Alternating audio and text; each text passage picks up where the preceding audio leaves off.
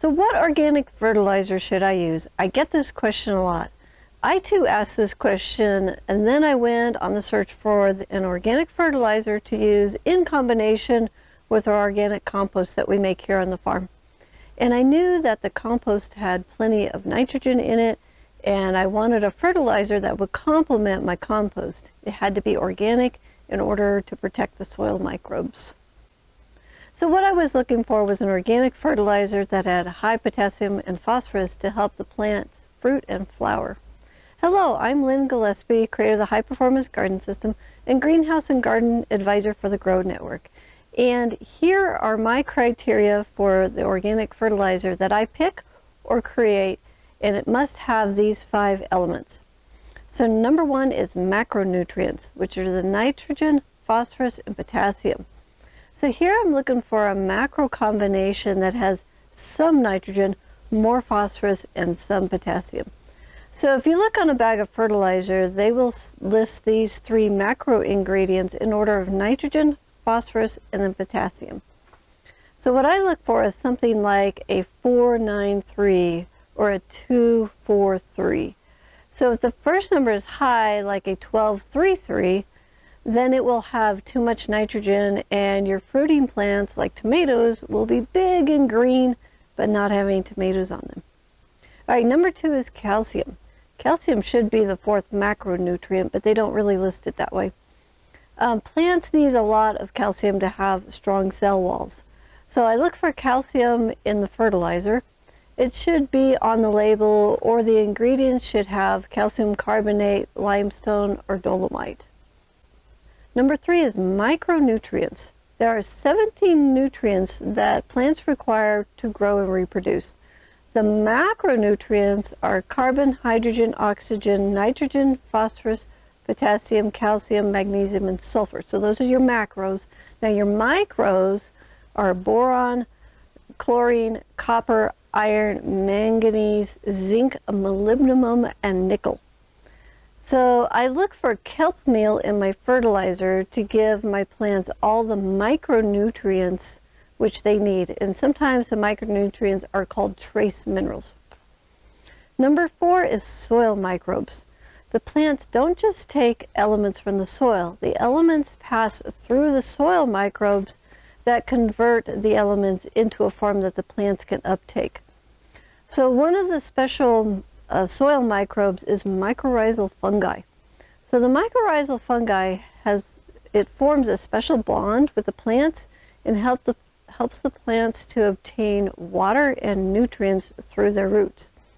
So I look for mycorrhizal fungi spores in my organic fertilizer, or I just order them separately. Number 5 is organic ingredients. It's important that all the fertilizer that you put on your garden is organic to protect your soil microbes. It is these soil microbes that make the nutrients available to the plants in a form that it can uptake. So chemical fertilizers can kill off your soil microbes which feed the plants. So look for a fertilizer that has the OMRI label on it. This is the Organics Materials Review Institute. Their job is to review organic products to be sure that they are actually organic. If it has the OMRI label on it, it will be safe for your garden. And they have a pretty cool website. You might want to check it out. It's at omri.org. So if you want to make your own organic fertilizer, here's a starting point for you for an all-purpose fertilizer. Mix this up and add it to the soil near your plant's roots at a rate of 2 tablespoons per plant for heavy feeders, such as tomatoes, peppers, cucumbers, squash, every 4 weeks. For the light feeders, such as lettuce, spinach, kale, carrots, radishes, turnips, you want to feed them every 8 weeks. And givers, which are nitrogen fixers, such as peas and beans, you want to put in some fertilizer when you plant a new crop only. So I use this in combination with my compost. So I will compost the heavy feeders 2 cups every 4 weeks, the light feeders every 8 weeks, and I do not give compost to the givers, the peas and beans. Here is the Living Farm organic fertilizer recipe, and you want to measure everything by volume and not weight. Nitrogen, 2 parts. You can use cottonseed meal, feather meal, blood meal, back guano, fish meal, or soybean. Okay, phosphorus, 1 part. You can use bone meal, soft rock phosphate, or crab shell meal. 1 part potassium. You can use green sand, wood ashes, and sulfate of potash, sometimes called sulpo-mag. Calcium, 1 part calcium carbonate, which is limestone, or dolomite, which is dolomitic limestone. For your micronutrients, 1/2 part of kelp meal. And then your mycorrhizal fungi, use the recommended amount from the supplier that you buy it from. Add this to the garden at the beginning of each season, and do this separate of the fertilizer mix above. So this recipe is just a starting point for you. Go ahead and play with it to get the results that you want from your plants. And remember that we use this in combination with compost and a good sandy loam soil.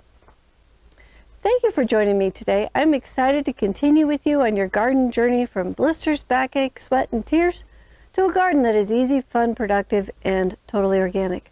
If you would like to learn more high-performance garden skills, I would like to invite you to do these 3 things. Number 1, subscribe to our channel so you don't miss out on any of the high-performance garden lessons. Number 2, sign up for the High Performance Garden Show. This show is a demonstration of how we run a high-performance garden all season long.